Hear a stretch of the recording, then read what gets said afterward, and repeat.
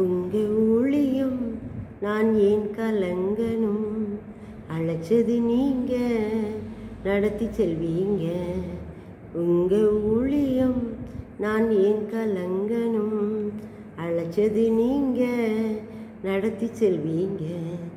திட்டங்கள் தருபவரும் நீதானையா, செயல்படுத்தி மகிழ்பவரும் நீதானையா. திட்டங்கள் தருபவரும் நீதானையா, செயல்படுத்தி மகிழ்பவரும் நீதானையா. எஜமானனே என் ராஜனே, எஜமானனே என் ராஜனே. எஜமானன் நீர் இருக்க வேலைக்காரனுக்கு ஏன் கவலை, எஜமானன் நீர் இருக்க வேலைக்காரனுக்கு ஏன் கவலை. உங்க ஊழியம் நான் ஏன் கலங்கணும், அழைச்சது நீங்க நடத்தி செல்வீங்க. பவுலையும் சீலாவையும் பாட வைத்தீரே, சிறையிலே நள்ளிரவில் ஜெபிக்க வைத்தீரே. பவுலையும் சீலாவையும் பாட வைத்தீரே, சிறையிலே நள்ளிரவில் ஜெபிக்க வைத்தீரே. கதவு திறந்தன கட்டுக்கள் அருந்தன, கதவு திறந்தன கட்டுக்கள் அருந்தன. காக்கும் தெய்வம் நீர் இருக்க கவலை பயம் எனக்கு எதற்கு, காக்கும் தெய்வம் நீர் இருக்க கவலை பயம் எனக்கு எதற்கு. உங்க ஊழியம் நான் ஏன் கலங்கணும், அழைச்சது நீங்க நடத்தி செல்வீங்க. ஆயனா நாடுகளை அறிந்திருக்கின்றேன், ஒருவராலும் பறித்து கொள்ள முடியாதென்றேன். ஆயனா ஆடுகளை அறிந்திருக்கின்றேன், ஒருவராலும் பறித்து கொள்ள முடியாதென்றேன். நல்லாயனே என் மேய்ப்பனே, நல்லாயனே என் மேய்ப்பனே. என் நாயன் நீர் இருக்க ஆட்டுக்குட்டிக்கு ஏன் கவலை, என் நாயன் நீர் இருக்க ஆட்டுக்குட்டிக்கு ஏன் கவலை. உங்க ஊழியம் நான் ஏன் கலங்கணும், அழைச்சது நீங்க நடத்தி செல்வீங்க. உங்க ஊழியம் நான் ஏன் கலங்கணும், அழைச்சது நீங்க நடத்தி செல்வீங்க. ஆமென். இந்த மார்ச் மாதத்தில் கூட உங்களை சந்திப்பதில் நான் மிகவும் சந்தோஷம் அடைகிறேன். கடந்த மாதம் முழுவதும் நம்மை கண்மணியை போல பாதுகாத்து இந்த மார்ச் மாதத்தில் கர்த்தர் நம்மை காணும்படியாக கிருபை செய்திருக்கிறார். இந்த மாதத்தில் கர்த்தர் நமக்கு கொடுக்குற வாக்குத்தத்தமான வசனம் என்னென்னா 2 தீமோத்தேயு 4:5 வாக்குத்தத்தமான வசனம். அதோடு நம்முடைய பொறுப்பை உணர்த்துகிற ஒரு வசனமாக இந்த நாளில் கர்த்தர் தந்திருக்கிறாரு. என்ன வசனம் அப்படின்னா, நீயோ எல்லாவற்றிலும் மனத்தெளிவுள்ளவனாயிரு, தீங்கு அனுபவி, சுவிசேஷ கொண்டிய வேலையை செய், உன் ஊழியத்தை நிறைவேற்று. ஆண்டவர் நமக்கு நாளில் அந்த மார்ச் மாதத்துலேருந்து காலங்கள் கூட ஆரம்ப நாளில் நம்ம இருக்கிறோம். நமக்கு ஒரு எச்சரிப்பின் பொறுப்பின் செய்தியாக, எச்சரிப்பின் செய்தியாக நம்ம எப்படி நடந்து கொள்ள வேண்டும் என்பதை குறிக்கிற செய்தியாக இந்த மாதத்தில் தந்திருக்கிறாரு. அவருடைய சமூகத்தில் உட்காந்து நான் கேட்கும்போது ஆண்டவர் இந்த வசனத்தை சொன்னார். எல்லாரும் வாக்குத்தத்தத்தை எதிர்பார்த்துருப்பீங்க, ஆனாலும் கூட இதுவும் வாக்குத்தத்தம் தான். நம்ம எப்படி நடக்கணும் அப்படின்னு அவருக்கு தெரியும். அது சொல்லியிருக்கிறாரு. அதை நாம் செய்ய வேண்டிய முறையில் கற்றுக்கொள்ள வேண்டும் என்பதற்காகவே இந்த மாதத்தில் அந்த வசனத்தை தந்திருக்கிறார். நீயோ இது 4 பகுதிக்கு பிரிக்கலாம். 1, நீயோ எல்லாவற்றிலும் மனத்தெளிவுள்ளவனாயிரு. 2வது, தீங்கு அனுபவி. 3வது, சுவிசேஷ கொண்டே வேலையை செய். 4வது, ஊழியத்தை நிறைவேற்று. 4மே ஒவ்வொரு கிறிஸ்தவனுக்கும் கட்டாயமாக இருக்க வேண்டிய பொறுப்பு. இந்த பொறுப்பை நாம் மறந்தவர்களாக இருந்திருக்கலாம், இல்லை அசட்டையாக இருந்திருக்கலாம். அதனால் கர்த்தர் நம்மளுக்கு இதனால் ஞாபகப்படுத்தி இதை நம்ம செய்ய சொல்லுகிறார். நாம் எப்படிப்பட்டவர்களாக இருக்க வேண்டும் என்று பார்ப்போமா? முதல்ல சொல்கிறார், நீயோ எல்லாவற்றிலும் மனத்தெளிவுள்ளவனாக இரு. மனம் தெளிவாக இருக்கணும், குழப்பமாக இருக்கக்கூடாது. நம்முடைய சிந்தை எப்படி இருக்குது? கிறிஸ்து இயேசுக்குள்ளாக நம்முடைய சிந்தை காத்து கொள்ளப்பட வேண்டும். நம்முடைய சிந்தை இப்படிப்பட்டதாக இருக்குது, நாம் யோசிப்போமா? குழப்பத்திலையும் கவலையிலையும் உலக பாரத்திலையும் உலக பாவத்திலும் நம்ம சிந்தை இருக்குதா, நாம் வந்து அப்படிப்பட்டவர்களாக இருந்தால் ஆண்டவர் சொல்றார், நீ மன தெளிவுள்ளவனாக இரு அப்படிங்கிறாரு. எபேசியரில் கூட 4:23 ஒரு வார்த்தை இருக்குது, உங்கள் உள்ளத்திலே புதிதான ஆவியுள்ளவர்களாகி மெய்யான நீதியிலும் பரிசுத்தத்திலும் தேவனுடைய சபையாக சிருஷ்டிக்கப்பட்ட புதிய மனுஷனை தரித்து கொள்ளுங்கள். நம்ம வந்து புதிய மனுஷனை தரித்து கொள்ளணுமா, தெளிவான ஆவியுள்ளவர்களாக இருக்கணுமா, புதிதான ஆவியுள்ளவர்களாக இருக்கணுமா, நம்முடைய உள்ளத்தை புதிதாக்க வேண்டும், மறுரூபப்படுத்த வேண்டும். அப்படித்தான் நாம் தெளிந்த புத்தி உள்ளவர்களாக என்ன செய்ய முடியும், இருக்க வேண்டும். தெளிந்த புத்தி உள்ளவராக இருந்தால் தான் எந்த காரியத்தை நாம் சரியாக செய்ய முடியும். குழப்பமான ஆவி வந்து எந்த ஒரு செயலையும் சரியாக செய்ய விடாது. இப்போ வந்து நம்ம நிறைய பேரை பார்த்துருக்குறோம், மைண்டு சரியில்லாதவங்களாம் பார்த்திங்கன்னா அவங்க எதையுமே தெளிவாக செய்ய முடியாது. அவங்க மைண்டில் பல அந்த காரியங்கள் ஓடிக்கிட்டு இருக்கு, என்ன ஓடிக்கிட்டு இருக்கோ அதையே பேசிக்கிட்டு இருப்பாங்க. இந்த நாளில் நம்மை பார்த்து கருத்தை சொல்லி நீ மன தெளிவுள்ளவனாக இரு. நம்ம பல பாரங்கள் நம்மை அழுத்தலாம், குடும்ப பாரம் அழுத்தலாம், வேலை செய்கிற இடத்துல பாரங்கள் அழுத்தலாம், வீட்டில் உள்ள சுமைகள் நம்மை அழுத்தலாம், இன்னும் நிறையா தேவைகள்னால் நம்முடைய உள்ளம் பாரம் அடையலாம். வருமான குறைவினால் நம்முடைய உள்ளம் பாரம் அடைந்து இருக்கலாம், இல்லை வியாதியினால் நம்முடைய உள்ளம் குழப்பத்தில் இருக்கலாம். எப்படிப்பட்டதாக இருந்தாலும் நம் ஆண்டோடைய பாதத்தில் கர்த்தர் மேல் உன் பாரத்தை வைத்து விடு சொன்ன வார்த்தையின்படி நாம் வைத்து தெளிவுள்ளதாக மாற்றிக்கொள்ள வேண்டும். நாம் அதுக்கு என்ன செய்யணும்ப்பா, என்னுடைய உள்ளத்தை தெளிவாக ஆக்குங்கப்பா, என்னுடைய உள்ள தெளிவுபடட்டும், என்னுடைய உள்ளத்தில் இருக்கிற எல்லா பாரங்களையும் உங்களுடைய பாதத்தில் நான் இறக்கி வச்சுட்டேன், நீங்கள் அதை எனக்கு நீக்கி என்னை புது சிருஷ்டியாக புதிதான ஆவியுள்ளவர்களாக என்னை மாற்றுங்க அப்படின்னு நம்ம ஒப்பு கொடுக்கும்போது அவர் அப்படி செய்வார். சாயங்காலத்தில் அழுகு தங்கும், விடிய காலத்தில் களிப்புண்டாகும் அப்படின்னு சொல்லியிருக்கிறல்ல, அந்த வார்த்தையின்படி நம்முடைய வாழ்க்கையில் குழப்பமான சூழ்நிலைகள் வரும்போது ஆண்டோடைய பாதத்தில் ஓடி போய் உட்காருவோம், அவர் நம்மை தெளிந்த புத்தி உள்ளவர்களாக மாற்றி விடுவார். இளையகுமாரன் கதையில் கூட பாருங்கள், அவனுக்கு வந்து பணம் எல்லாம் கையில் வந்தவுடனே குழம்பி போயிருந்தோம், எல்லாத்தையும் செலவழிச்சிட்டான், ஒன்றுமே இல்லை. அப்போ தான் புத்தி தெளியுது அவனுக்கு. இப்போ நமக்கும் நிறைய நேரங்களில் வேண்டாத குப்பைகள் வேண்டாத காரியங்கள் நம்மகிட்ட இருந்ததுன்னா தெளிவுள்ளவர்களாக நாம் இருக்க முடியாது. எல்லாத்தையும் அவருடைய பாதத்தில் வச்சிடணும், நல்லதையும் சரி கெட்டதையும் சரி. நம்முடைய இல்லத்தில் என்ன உருவாகுதோ, சில நேரம் என்னுடைய ஆரம்ப கால வாழ்க்கையில் கூட நான் ரொம்ப கோவப்படுவேன். என்னுடைய கணவர் வந்து சிகரெட் பிடிப்பாங்க, ஆண்டவர் அறியலை அந்த நேரத்தில், அதனால் கோமா சினிமாக்கெலாம் போவாங்களா, கோமாக இருக்கும் எனக்கு. இப்போ ஆண்டவர் ஒரு நாள் என்னோட பேசினார், கர்த்தரிடத்தில் மனமகிழ்ச்சியாக இரு, அப்பொழுது ஒரு நிர்ணயத்தின் வேண்டுதல் உனக்கு அருள் செய்வார். நீ கோவப்பட்டு ஒன்றுமே சாதிக்க முடியாது, நீ அமைதி பொறுமையாக இருந்தால் தான், சந்தோஷமாக இருந்தால் தான் அவருடைய ஆத்மாவை நீ என்ன செய்ய முடியும், மீட்டுக்கொள்ள முடியும்னு கர்த்தர் என்னோட பேசினார். அப்போ நான் ஆண்டவர்கிட்ட என்ன சொல்லி தெரியுமா, ஆண்டவரே என்னால் முடியாது, எனக்கு கோபம் தான் வரும், எனக்கு இப்படிலாம் பார்த்துட்டு சகிச்சுக்கிட்டு இருக்க முடியாது, அவங்க அங்கே போகிறாங்க இங்கே போகிறாங்க சினிமாவுக்கு போகிறாங்க, என்னால் சகிக்க முடியாது. ஆனால் என்ன மாற்றுறது நீங்கள், என்னை மாற்றுங்க, என்னை உங்களுடைய கருத்தில் ஒப்பு கொடுக்குறேன், என்னை மாற்றுங்க.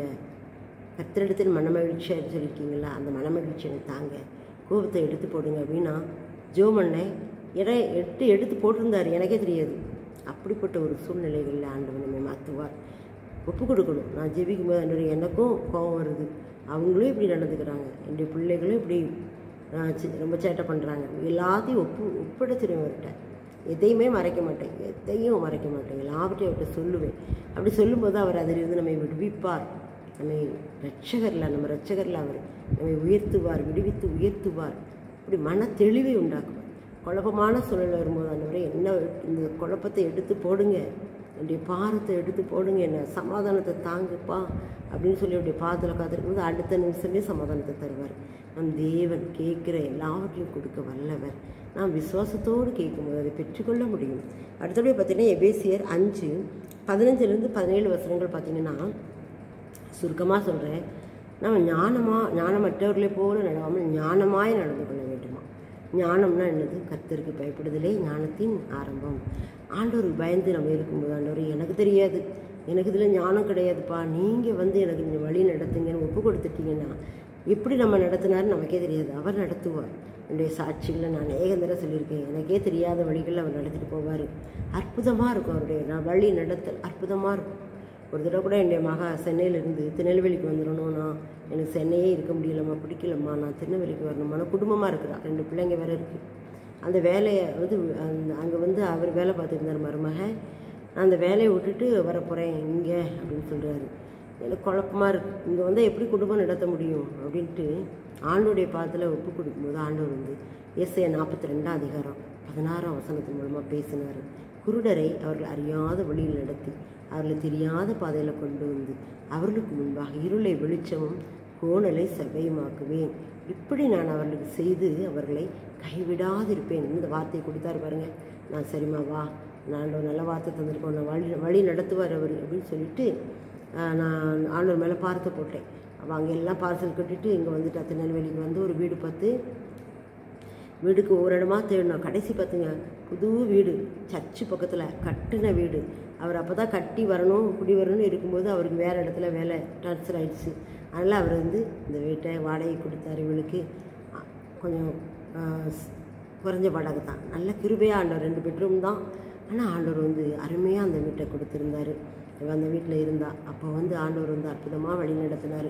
முதல்ல ஒரு இங்கிலீஷ் மீடியம் ஸ்கூலுக்கு தான் வேலைக்கு போனான். அவளுடைய கணவரும் ஒரு சின்ன வேலைக்கு போனார். அங்கே வேலை விட்டு வந்துட்டார். நான் சொன்னேன், நீங்களாவது இருங்க, ஒரு மாதத்துக்கு ஒருக்க வரலாம்னா நான் ஃபேமிலியை விட்டு இருக்க மாட்டேன் அப்படின்ட்டு அவரும் வந்துட்டார். ஆண்டவர் கரத்தில் தான் ஒப்பு கொடுத்தேன். எங்களால் முடிஞ்ச அளவு கொஞ்சம் உதவி செஞ்சோம். ஆனால் ஆண்டவர் பாருங்கள், அவளுக்கு அற்புதமாய் டெட்டில் பாஸ் ஆகி திருநெல்வேலியிலேயே வேலை வாய்ப்பு கொடுத்தாரு. ஆண்டவர் அதிசயமானவர். அவர் வந்து வாக்கு கொடுத்தா அந்த வாக்கின்படி நடத்துவார், மாற மாட்டார். நம்ம தெளிவுள்ளவர்களாக இருக்கணும். நமக்கு அந்த தெளிவு எப்படி கிடைக்கும்? ஆண்டோடைய வார்த்தையை வாசிக்கணும், அவர்கிட்ட ஆலோசனை கேட்கணும். தாவீது ராஜா அப்படித்தான் ஒவ்வொரு இடத்துக்கு போகும்போதும், ஆண்டவரே நான் அந்த இடத்துக்கு போகலாமா போகக்கூடாதா அப்படி கேட்பார். அவர் கர்த்தர் என்ன சொல்கிறாரோ அதுபடி செய்வார். நாமும் கூட நம்முடைய வாழ்க்கையில் ஒவ்வொரு காரியத்துக்கும் அவர்கிட்ட கேட்டு செயல்படும்போது அது நிச்சயமாகவே ஆசீர்வாதமாகவே இருக்கும். ஒவ்வொரு காரியத்திலும் அவருடைய வார்த்தையை நம்ம பிடித்து கொள்ள வேண்டும், அதன்படியே நடத்துவார். என்னுடைய வாழ்க்கையில் ஏராளமான சாட்சிகள் உண்டு. அவருடைய வார்த்தைக்கு நான் முக்கியத்துவம் கொடுத்தேன், அவர் வார்த்தையின்படியே என்ன செஞ்சார், வழி நடத்தினார். அப்புறம் பாருங்கள், காலத்தை பிரயோஜனப்படுத்திக் கொள்ளுங்கள். காலத்தை நம்ம பிரயோஜனப்படுத்திக் கொள்ள வேண்டும். கர்த்தர் நமக்கு கொடுக்கப்பட்ட வாழ்நாளின் காலங்கள் அவருடைய கரத்தில் இருக்கிறது. அதை நாம் பயன்படுத்தி கொள்ள வேண்டும். நம்மால் முடிஞ்ச அளவுக்கு அவருக்காக உழைக்க வேண்டும், அவருக்காக வேலை செய்ய வேண்டும். ஒர்க் பண்ண காலத்தில் கூட மத்தியானம் வெள்ளிக்கிழமை அன்னைக்கு மத்தியானம் போல் என்ன செய்ய மாட்டேன், சாப்பாடு கொண்டு போக மாட்டேன், ஃபாஸ்டிங் இருப்பேன். அதனால் அந்த வெள்ளிக்கிழமை மத்தியானம் போல் நம்ம அங்கே உட்காந்துட்டு டீச்சர்ஸுக்கு உட்காந்து அரட்டை அடிச்சுட்டு இருக்க வேண்டாம் அப்படின்னு சொல்லிட்டு நான் ஊருக்குள்ளே போய் ஒவ்வொரு வீடுகளுக்காக ப்ரேயருக்கு போயிடுவேன். தெரிஞ்ச வீடுகள் தான், தெரிஞ்ச வீடுகளாக தான் இருக்கும், பிள்ளைங்க வீடுகள் தான். ஆனால் என்ன அப்படின்னா, இந்துக்கள் வீடுன்னு நம்ம ஜெபம்னு சொல்லிட்டு போக முடியாது, விசாரிக்கிற மாதிரி போவேன், அவங்களோட பேசுவேன், கடைசி அவங்களுக்கு ஒரு சின்ன ஜெபம் பண்ணிவிட்டு ஆண்டவரை பற்றி சொல்லிட்டு வருவேன். இப்படி ஆண்டவர் வந்து எனக்கு அந்த காரியங்களை வாக்கிய பண்ணார். காலத்தை பிரயோஜனப்படுத்திக் கொள்ளுங்கள், இந்த வார்த்தையின்படி நான் வழி நடத்தினார். ஆண்டவருடைய சித்தத்தின்படி பார்த்திங்கன்னா, நான் படிக்கும்போது நான் வேலை பார்க்கும்போது பாடம் நடத்தும் போதே ஆண்டவர் பற்றி சொல்லுவேன், கதைகளை சொல்லுவேன்ல, அதை படித்து கொண்டு நிறைய இந்து பிள்ளைங்க வந்து ஆண்டவருக்கு சாட்சியாக இன்னமும் இருக்கிறாங்க. ரகசியமாக ஜெபம் பண்ணுறாங்க, ரகசியமாக வேதம் வாசிக்கிறாங்க, இந்து குடும்பத்திலலாம் இருக்கிறாங்க. ஆனால் அப்படி கர்த்தர் என்ன செய்வார், நடத்துவார். காலத்தை பிரயோஜனப்படுத்தி கொள்ளுங்கள். இப்போ நம்ம வந்து என்ன செய்யணும்னா, நம்ம கொடுக்கப்பட்ட காலத்தில் நாம் யாருக்காவது சுவிசேஷத்தை அறிவிக்கணும், எப்படியாவது சுவிசேஷத்தை அறிவிக்கணும், எப்படியாவது ஆண்டவர் பற்றி சொல்லணும் அப்படிங்கிற வாஞ்சை நமக்குள்ளே வந்தாலே காரியத்தை ஆண்டவர் கைகூடி வர பண்ணுவார். நமக்குள்ளே முதல்ல தாகம் இருக்கணும். தாகம் இருந்தால் தான் அவர் தண்ணீரை என்ன செய்ய முடியும், தர முடியும். மூன்றாவதாக, கர்த்தருடைய சித்தம் இன்னதென்று உணர்ந்து கொள்ளும். கர்த்தருடைய சித்தம் இன்னதென்று உணர்ந்து கொள்ளணுமா? மன தெளிவுள்ளவனாக நம்ம இருக்கும்போது தான் அந்த காரியங்களை செய்ய முடியும். அதுக்கு கர்த்தருடைய சித்தம் என்னதுன்னு அதான் சொன்னேன்லாம். எந்த காரியம் செஞ்சாலும் ஆண்டவர்கிட்ட ஒரு வார்த்தை கேட்டு அதன்படி செய்ய பழகி கொண்டீங்கன்னா ரொம்ப ஆசீர்வாதமாக இருக்கும். கர்த்தரின் சித்தம் செய்திட நித்தம் தத்தம் செய்தே என்னை அர்ப்பணித்தேன், எதற்குமே உதவா என்னையும் கண்டெடுத்தீ, இயேசுவின் அன்பை நான் என் சொல்லுவேன். இந்த பாடல் ஒரு அருமையான பாடல், பழைய பாடலாக இருந்தாலும் வார்த்தைகள் அவ்வளோ ஒரு ஆழமான வார்த்தைகள். கர்த்தரின் சித்தம் செய்திட நித்தம் தத்தம் செய்தே என்னை அர்ப்பணித்தேன். ஒவ்வொரு நாள் ஆண்டவரை நான் என்ன செய்யணும், நான் எங்கே போகணும், நான் எப்படி செய்யணும்னு நாம் என்ன செய்யணும், ஆண்டவர்கிட்ட கேட்கணும். ஆண்டவர் நான் இது செய்யலாமா செய்யக்கூடாதா கேட்கும்போது அவர் நம்மோடு பேசுவார். அவருடைய ஆலோசனைப்படியே நம்ம நடத்தி முடிவிலே மகிமையாக நம்ம ஏற்றுக்கொள்வார் என்று சொல்லி நம்ம பார்க்குறோம். அப்படிப்பட்ட கிருபை ஆண்டவர் நமக்கு தரணும். அதான் மன தெளிவுள்ளவனாக இரு, மனசு தெளிவாக இருக்கணும், குழப்பக்கூடாது. போராடக்கூடாது. எதையுமே ஆண்டவர்கிட்ட ஒப்பு கொடுத்து அவர் சொன்னால் உடனே ஏற்றுக்கொள்ளணும். மனசை தெளிவாக்கிக்கணும். குழப்பத்திலே இருக்கக்கூடாது. குழம்புகிறவன் எந்த காரியத்தையும் என்ன செய்ய முடியாது. இருமனமுள்ளவன் தண்ணில் தானே நிலையற்றவனாக இருக்கிறான். நம்முடைய மனதை ஒருமுகப்படுத்தி நம்ம என்ன செய்யணும், இருக்க வேண்டும். மன தெளிவுள்ளவனாக இருக்க வேண்டும். குழப்பமே அடையக்கூடாது. அப்படிப்பட்ட கிருபையை நாம் ஆண்டவரத்தில் கேட்டு பெற்றுக்கொள்ளணும். ரெண்டாவதாக பார்த்தோன்னா தீங்கு அனுபவிக்கணும். ஒவ்வொரு ஊழியக்காரர்களும் அந்த ஊழியத்தில் அவங்களுக்கு நிறைய தீங்கு அனுபவிச்சு தான் மேலே வந்திருப்பாங்க. யாரும் அப்படியே மலர் படுக்கையில் படுத்து வந்திருக்க முடியாது. முள் படுக்கையில் தான் அவங்க படுத்து வரணும். ஒவ்வொரு இதுலேயும் பிரச்சனைகள் இருக்கும், எவ்வளவோ கஷ்டங்கள் இருக்கும். அதெல்லாம் கடந்து தான் ஆண்டோடைய ஊழியத்தை செய்து மேன்மை அடைந்திருப்பாங்க. அந்த காலத்தில் ஊழியம் செய்தவங்களாம், மிஷினரிகள்லாம் எவ்வளவோ என்ன செய்தாங்க, ஆண்டோருக்காக தியாகம் பண்ணாங்க. தீங்கு அனுபவி அவங்க அப்படி தியாகம் பண்ணதுனால தான் இன்றைக்கி நம்ம சந்தோஷமாக என்ன செய்கிறோம், ஆராதிக்கிறோம், சந்தோஷமாக இருக்கிறோம். நம்முடைய பிள்ளைகள் சந்தோஷமாக படிச்சுக்கிட்டு இருக்காங்க காலேஜில் எல்லாம். அப்படிப்பட்ட கிருபையை மக்கள் அந்த நாளில் ஆண்டவருக்காக தங்களை தீங்கு அனுபவிக்க ஒப்பு கொடுத்தார்கள். நாமும் கூட கர்த்தருக்காக செய்யணும், ஒப்பு கொடுக்கணும். நம்மளாம் ஒன்றுமே இல்லை. அவங்க அந்த காலத்து மிஷினரிகள் செய்த ஊழியத்தை பார்த்தோன்னா நம்முடைய ஊழியம் ஒன்றுமே இல்லை. அதான் நான் சொல்லுவேன், ஒன்றுமே இல்லை. நம்ம என்ன செஞ்சுருக்கோம், ஒன்றுமே செய்யலை. சுகமாக உட்காந்துக்கிட்டு போச்சுக்கிட்டு வரவங்களுக்கு ஆண்டவர்கிட்ட சொல்லிக்கிட்டு அப்படி இருக்கிறோம். ரொம்பலாம் கடினமாக நம்ம இங்கே உழைச்சிருக்கோம். ஆனால் உழைக்க வேண்டும். ஆண்டவருக்காக நம்ம அர்ப்பணிப்போடு செய்கிற காரியத்தில் ஆசீர்வாதம் இருக்கும். அந்த காலத்தில் அப்படியெல்லாம் அர்ப்பணிப்போடு மிஷினர்கள் எழும்பி செய்தாங்க. எங்கள் வீட்டில் கூட அவங்க ஊழியத்துக்கு வந்தோடனே அப்படி தான் அலைவாங்க. சோர்வே பார்க்க மாட்டாங்க. சுகர் வேறு உண்டு அவங்களுக்கு. வெயிலும் பார்க்க மாட்டாங்க, சாப்பாடையும் பார்க்க மாட்டாங்க. ஆண்டவர் இந்த இடத்துக்கு போ அப்படின்னா போயிடுவாங்க. அங்கே போய் அந்த சகோதரிக்கு ஆறுதலின் வார்த்தைகளை சொல்லுவாங்க. அவங்க சொல்லுவாங்க, நான் ரொம்ப மன கஷ்டத்தில் இருந்தேன்னே, நீங்கள் வந்துட்டீங்க, நான் ஆண்டவர் தான் உங்களை அனுப்பியிருக்காரு. அப்படியாக ஒரு ஊழியத்தை ஆண்டவர் கொடுத்து, ஆறுதலின் ஊழியமாக கொடுத்து நிறைய பேருக்கு அவருடைய வார்த்தையை சொல்லக்கூடிய அளவுக்கு ஆண்டவர் கிருபை செய்தார். அப்படிப்பட்ட ஊழியம் செய்யும்போது கஷ்டங்கள் இருக்கும். போக்குவரத்தில் கஷ்டம் இருக்கும், வெயில் இருக்கும், தாகம் இருக்கும், பசி இருக்கும். எல்லாத்துலேயும் நம்ம ஆண்டவரை முன்வைத்து நாம் ஆண்டவருக்காக செய்கிறோன்னு சொல்லி ஓடும்போது அது மற்றெல்லாம் அற்ப காரியமாக ஆகிவிடும். அதை தீங்கு அனுபவித்தா தான் ஆசீர்வாதத்தை கனிகளை பார்க்க முடியும். தீங்கு அனுபவிக்கும் போது தேவனுடைய சர்வாயுத விருக்கத்தை நம்ம எடுத்துக்கொள்ள வேண்டும். எபேசியர் 6:13 சொல்லப்பட்டிருக்கு, நீங்கள் தீங்கு நாட்களிலே சகலத்தையும் செய்து முடிக்க திராணி உள்ளவர்களாகும்படிக்கு அவருடைய சர்வாயுத வர்க்கத்தை எடுத்துக்கொள்ளுங்கள். சர்வாயுத வர்க்கம் என்னென்னா நீங்கள் வாசித்து பாருங்கள். எபேசியர் 6:10-18 வசனங்கள். இந்த அடுத்த வருடத்தில் சோஸ்திர கூட்டத்தில் கூட அதை தான் சின்ன பிள்ளைங்களை படிச்சுட்டு சொல்லியிருக்கோம். எபேசியர் 6:10-18 வசனங்களை பாருங்கள். ஆயுதங்கள், சர்வ ஆயுதங்கள், பிசாசுக்கு எதிராக போராடக்கூடிய ஆயுதங்கள் அந்த இதில் எல்லாமே இருக்கும். அந்த ஆயுதங்கள் கத்தி, அரிவாள், ஈட்டி அப்படிப்பட்ட ஆயுதங்கள் கிடையாது. கர்த்தருடைய வார்த்தை என்ற ஆயுதம், சுவிசேஷம் என்ற பாதரட்சை, சகலத்தையும் செய்து முடிக்கக்கூடிய விசுவாசம் என்னும் கேடகம். இந்த மாதிரி வாசித்து பாருங்கள். எபேசியர் 10:18 வசனங்கள் அந்த அருமையான அந்த ஆயுதங்கள் இருக்கும். அதை நம்ம எடுத்துக்கொள்ளணும். அப்போ தான் தீங்கு அனுபவிக்க முடியும். தீங்கு அனுபவிக்க நமக்கு அதுக்கு தான் பலன் இருக்கும். அப்புறம் பிலிப்பியர் 3:11 பார்த்தீங்கன்னா பவுல் அப்போஸ்தலன் சொல்லுவார், அவருக்காக எல்லாவற்றையும் நஷ்டம் என்று விட்டேன், குப்பையுமாக எண்ணுகிறேன். எல்லாத்தையும் நஷ்டமாக விட்டார். 9:14 கூட கர்த்தர் சொல்லுவார், அவன் என்னுடைய நாமத்து நிமித்தம் எவ்வளவாய் பாடுபட வேண்டும் என்பதை நான் அவனுக்கு காண்பிப்பேன். என்னுடைய நாமத்தினால அவன் எவ்வளோ பாடுபடணும்னு நான் அவனுக்கு காண்பிப்பேன் அப்படிங்கிறார். அந்த அளவுக்கு கர்த்தர் பவுலை பயன்படுத்தினார்.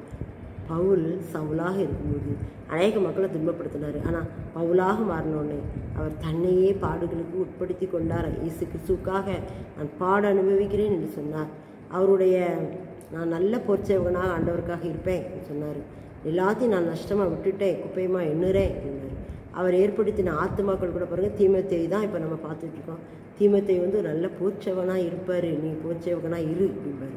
நீ ஆண்டவருக்காக என்ன செய், தியாகமாய் ஊழிய செய் அப்படிம்பார். அந்த தீமோத்தேயு அப்படியே இருப்பார். 1 தீமோத்தேயு 6:12 கூட சொல்லுவார், விசுவாசத்தின் நல்ல போராட்டத்தை போராடு, நித்திய ஜீவனை பற்றிக்கொள், அதற்காகவே நீ அழைக்கப்பட்டாய். தீமோத்தேயு சொல்லுவார், நீ எதுக்காக அழைக்கப்பட்டாய்? சுவிசேஷகனுடைய வேலையை செய்யி, விசுவாசத்தின் நல்ல போராட்டத்தை போராடு, நித்திய ஜீவனை பெற்றுக்கொள். விசுவாசத்தோடு போராடு, நித்திய இவனை பற்றிக்கொள், இதுக்கு தான் நீ அழைக்கப்பட்ட அப்படின்னு சொல்லி அந்த பாடுகளை பற்றி அவர் சொல்கிறார். நாம் அவரோடு கூட பாடுபட்டால் அவரோடு கூட ஆளுகையும் செய்வோம் என்ற வார்த்தையின்படி எல்லாரும் பாடுகளை அனுபவிக்க ஆயத்தமாக இருக்கணும். ஆனால் பாடுகளை நம்ம அனுபவிக்கும் போது அவர் நம்மளை பாட அனுபவிச்சுட்டு அவர் பார்த்துட்டு இருப்பாரா? இல்லை. எப்படி அந்த எரிகிற தீச்சூளையில் சாத்ராக் மேஷாக் ஆபேத்நேகோ போடும்போது அவரும் 4வது ஆளாக உள்ளே போய் அந்த எரிகிற அக்கினி சூளையை ஒரு ஏசி மாதிரி மாற்றினாரோ, அது மாதிரி நம்முடைய வாழ்க்கையிலையும் நமக்கு பாடுகள் வரும்போது நம்மை பார்த்துட்டு அவர் நீ அப்படி செய் இப்படி செய்யன்னு கை காட்டுறவர் அவர் இல்லை.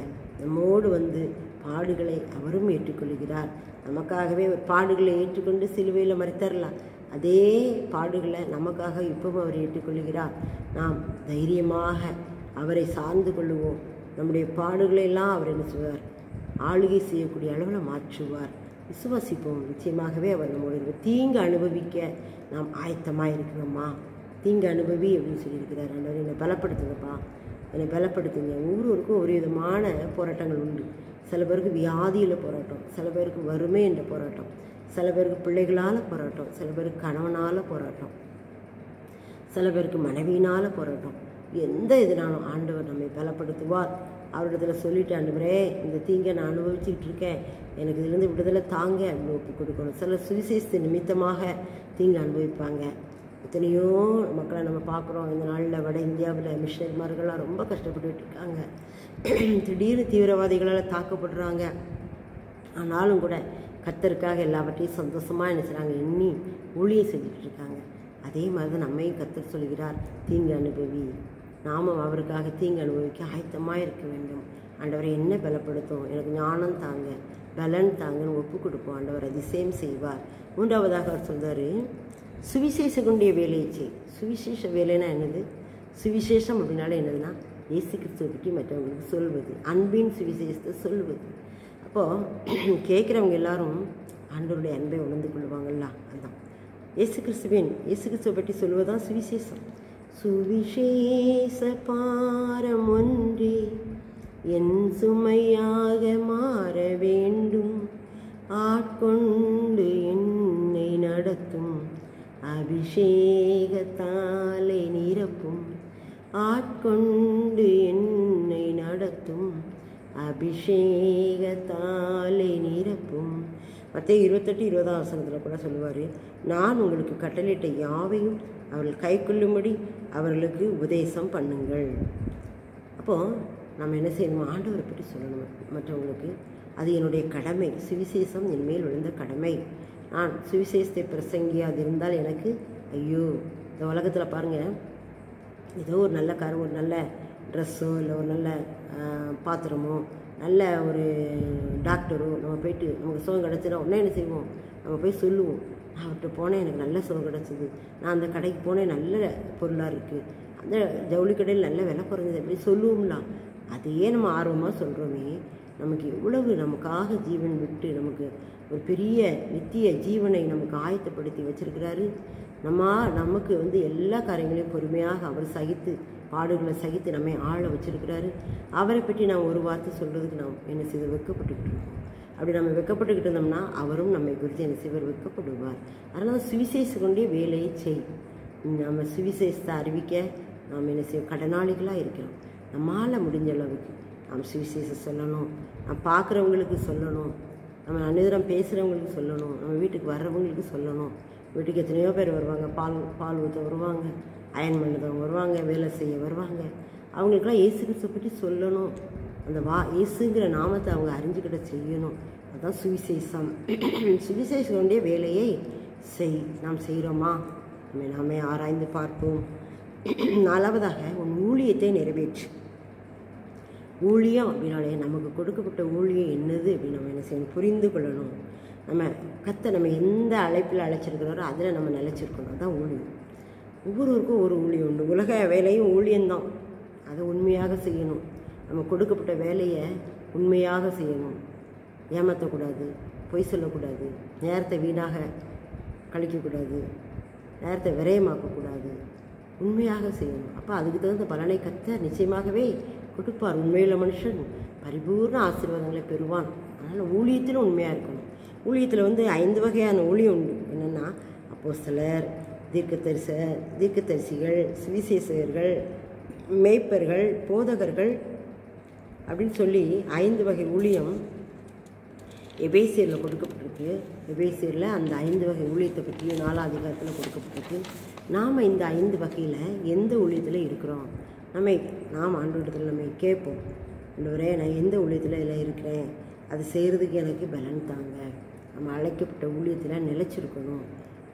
ஊழியத்தை நிறைவேற்றி குடும்ப பொறுப்பில் நம்ம இருக்கோமா, குடும்பத்தை நாம் என்ன செய்யணும், சரியானபடி செயல்படுத்தி கொண்டு போகணும். நம்ம பிள்ளைகளை சரியானபடி ஆண்டவருக்குள்ளே வளர்க்கணும்.